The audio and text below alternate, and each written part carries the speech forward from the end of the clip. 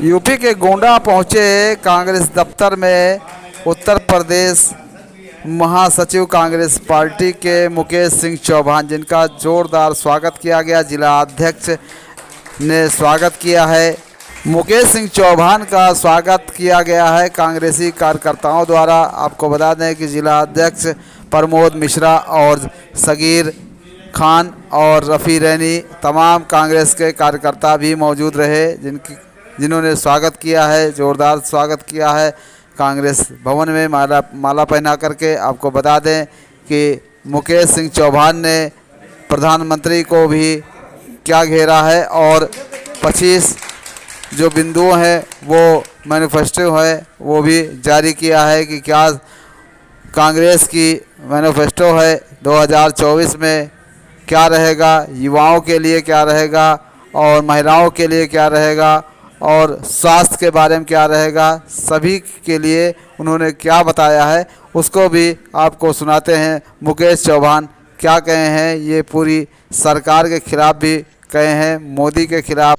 BJP के उत्तर प्रदेश सरकार के डिप्टी सीएम को भी आड़े हाथों लिया है। केशव प्रसाद मौर्य को मुकेश सिंह चौहान ने प्रेस वार्ता के दौरान बड़ी बड़ी बातें कही हैं और अपनी जो सरकार की चुनावी घोषणा पत्र है उसको भी दिखाया है साथ में, और कहा है कि गठबंधन की अगर सरकार बनी तो सारे ये जो घोषणा पत्र में है वो तुरंत ही लागू कर दिया जाएगा और सभी को लाभ इसका मिलेगा। आइए सुनाते हैं मुकेश सिंह चौहान क्या बता रहे हैं प्रेस वार्ता में। कांग्रेस पार्टी की कोई पीसी आयोजित की गई है, किस तरीके की पीसी आयोजित की गई है और उसका क्या उद्देश्य है? आज कांग्रेस पार्टी पूरे उत्तर प्रदेश के 18 डिवीजन में वो कांग्रेस का घोषणा पत्र जारी कर रही है। उसी के परिप्रेक्ष्य में आज देवी पाटन मंडल के में कांग्रेस का गोंडा में आज ये प्रेस वार्ता की गई है। इसका मूल उद्देश्य ये है कि जो कांग्रेस का घोषणा पत्र है वो जन जन तक पहुंचे। कांग्रेस पार्टी के कार्यकर्ता इस घोषणा पत्र को लेके गांव, गरीब, किसान तक पहुंचने का काम करेंगे और इस चुनाव में एक आमूल-चूल बदलाव लाने का काम उत्तर प्रदेश की जनता करने जा रही है।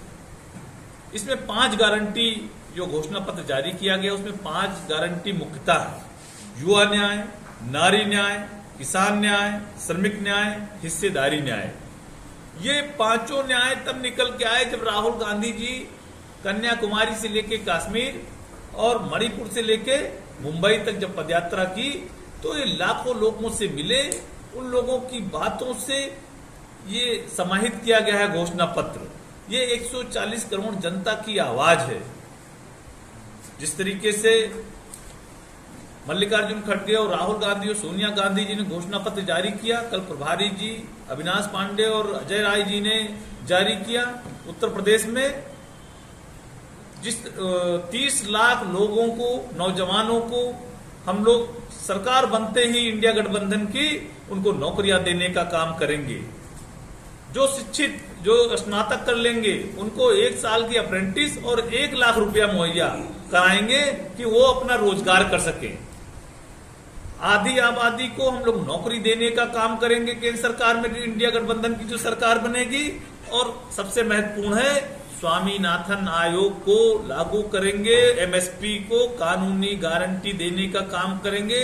जो किसान आज लड़ाई लड़ रहा है एमएसपी के लिए, हम वादा करते हैं कि एमएसपी लागू करेंगे जिससे किसानों को उनको सामान का उचित दाम मिल सके। महत्वपूर्ण बात यह है कि मनरेगा में 400 रुपया प्रतिदिन देने का काम करने जा रही है इंडिया गठबंधन की सरकार। कांग्रेस पार्टी ने वादा किया है कि हम मनरेगा लाए थे तो लोगों को गांव में रोजगार देने का काम किया था। हमारी सरकार बनते ही हम 400 रुपया रोजगार देने का काम करेंगे। हिंदुस्तान का कोई भी व्यक्ति बिना इलाज के नहीं रह पाएगा। अगर कोई अस्वस्थ होता है, अगर कोई दिक्कत होती है पैसे के अभाव में, उसको कोई दिक्कत नहीं होगी, उनको अपनी जान नहीं गंवानी पड़ेगी। हमने राजस्थान गवर्नमेंट ने कांग्रेस पार्टी की 5 से 10 लाख रुपए फ्री इलाज के लिए दिया। कोई भी प्राइवेट सरकारी हो चाहे प्राइवेट अस्पताल हो, उनका बेहतर इलाज होगा। इंडिया गठबंधन की सरकार बनते ही हम 25 लाख रुपए उनके स्वास्थ्य के बीमा के कराएंगे और उनको इस 10 साल की जो मोदी सरकार है उस तरह से नहीं कि जो बताया कि आयुष्मान कार्ड बन गए वो केवल विज्ञापन छपते रहे, कोई काम नहीं हुआ। यहां बैठा हुआ एक एक व्यक्ति ये जानता है कि आयुष्मान कार्ड किसी के बने नहीं है, केवल विज्ञापन छपता रहा। लेकिन हम वादा करते हैं कि जैसे हमारी राजस्थान सरकार में पहले 5 लाख था, फिर 10 लाख था, उसी तरीके से हम 25 लाख रुपए इलाज के लिए मुहैया कराएंगे। सबसे महत्वपूर्ण बात है कि जो महालक्ष्मी योजना है नारी न्याय में, हर प्रत्येक महिला को 1 लाख रुपया साल में देने का काम करेंगे। जो बालिग हो जाएंगी बच्चियां, उसे लेके और वृद्ध तक हम 1 लाख रुपए 1 साल में देने का काम करेंगे। कोई गरीब ऐसा नहीं होगा कि जिसके घर में चूल्हा नहीं जलेगा। कांग्रेस पार्टी गरीबों के लिए घोषणा पत्र लेके आई है और मैं आप लोगों के माध्यम से जनता को आश्वस्त करता हूं कि इंडिया गठबंधन की सरकार जैसे बनेगी, ये बहुत जितने भी 5 न्याय के वादे हैं वो सारे लागू होंगे। आप लोगों को मैं विश्वास दिलाता हूं, आप लोगों से अपील करता हूं, इंडिया गठबंधन और कांग्रेस पार्टी के एक एक उम्मीदवार को वोट दीजिए, जिससे आपकी सरकार बने और नौजवानों को, महिलाओं को, गरीबों को उनके हक मिले। क्योंकि इन 10 सालों में जिस तरीके से उत्पीड़न हुआ है, आज प्रधानमंत्री जी कह रहे हैं कि कांग्रेस का घोषणा पत्र के बारे में चर्चा कर रहे हैं। इसका मतलब ये गरीबों की आवाज बनके लोगों के बीच में आया है। जो लोगों की आवाज थी उसको हमने समाहित किया है और लोगों के जन जन तक पहुंचाने का कार्य हमारे कांग्रेस पार्टी के वर्कर करेंगे। और मेरा विश्वास है कि देवी पाटन मंडल की सभी सीटें इंडिया गठबंधन अवश्य जीतेगा और भारतीय जनता पार्टी हिंदुस्तान में 180 से ऊपर नहीं जा पाएगी।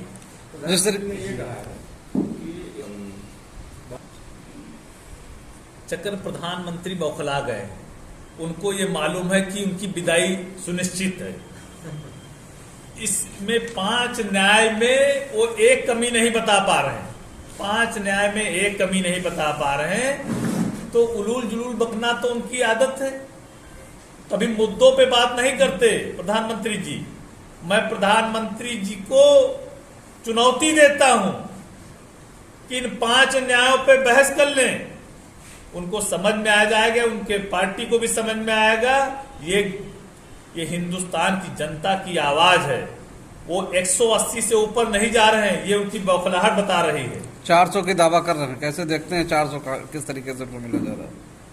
जब धरातल पे कुछ बचा ही नहीं तब तो आदमी तो सपनों में भी बड़े बड़े सपने देखता है अंकों को। अभी कल नीतीश कुमार 4000 बता रहे थे, आप बताइए, उसी मंच पे प्रधानमंत्री थे। तो उलूल जुलूल भाषा शुरू हो गई है। उनको मालूम है कि हिंदुस्तान की जनता उनको पूरी तरह से नकार दिया है। इस बार 180 पार नहीं हो पाएगा किसी कीमत पर। तो सर मोदी जी का नारा 400 पार, और आपका क्या नारा है?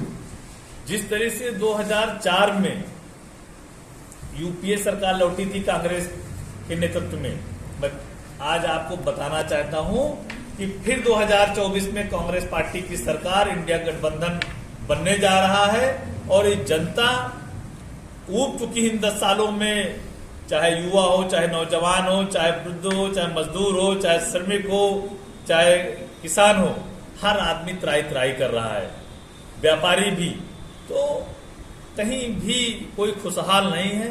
सबने तय कर लिया है कि इस बार इंडिया गठबंधन की सरकार बनाने के लिए। फिर क्या कारण है कि जहां जहां आपकी सरकारें थी वहां भी आप चुनाव आ गए? देखिए, सरकारें कभी कभी ऐसा होता है कि आपने जैसे मध्य प्रदेश, आपने बात किया राजस्थान की, छत्तीसगढ़ की, ठीक है, स्थानीय मुद्दे अलग होते हैं। स्थानीय मुद्दों पे एक अलग है। जैसे प्रयास ये करते हैं, हिमाचल का देख लीजिए आप, जनता ने सरकार बनाई, इन्होंने खरीद फरोख्त शुरू कर दी। तो इनका काम ही है, आज तक जितने भी वादे किए थे एक भी वादे धरातल पे पूरा नहीं कर पाए। ये पिछले 10 सालों में भ्रष्टाचार के लिए आलाप रहे थे। 25 लोगों पे प्रधानमंत्री ने आरोप लगाए, लेकिन उन 25 को शामिल कर लिया अपनी पार्टी में। तो भ्रष्टाचार की बात कर रहे थे तो आप तो भ्रष्टाचार, अगर जिन पे आरोप लगा रहे थे जो दूसरे दल में थे, आज आपके दल में आ गए तो क्या वो पाक साफ हो गए? अभी इंडियन एक्सप्रेस ने कहा कि उन 25 में 2 केस क्लोज कर दिए गए हैं और 23 के क्लोज करने की स्थिति में है। इसका मतलब जिसपे वो भ्रष्टाचार लगाते हैं, किसी को डिप्टी सीएम बनाते हैं, किसी को मंत्री बनाते हैं, किसी को राज्यसभा भेज देते हैं। ये दुर्भाग्यपूर्ण है। जनता जान चुकी है कि ये खोखले वादे करने वाले लोग हैं, ये झूठे आरोप लगाने वाले लोग हैं। ये जनता के सामने केवल झूठों के अलावा कुछ नहीं बोलते हैं, तो जनता इनको बेनकाब करने जा रही है। डिप्टी सीएम ने कल कहा कि ये तो 10 साल के जो सरकार का कार्यकाल है, ये तो टेरर है। अभी पूरी फिल्म बाकी है, 4 जून के बाद कार्रवाई फिर बड़े पैमाने पर कौन होगी। Deputy CM? केशव मौर्य ने। केशव मौर्य जी का दिमागी संतुलन खराब है। उनको योगी जी भाव नहीं देते हैं। वो सरकार में एक साइड लाइन है, तो लाइमलाइट में रहने के लिए तो कुछ तो बोलेंगे,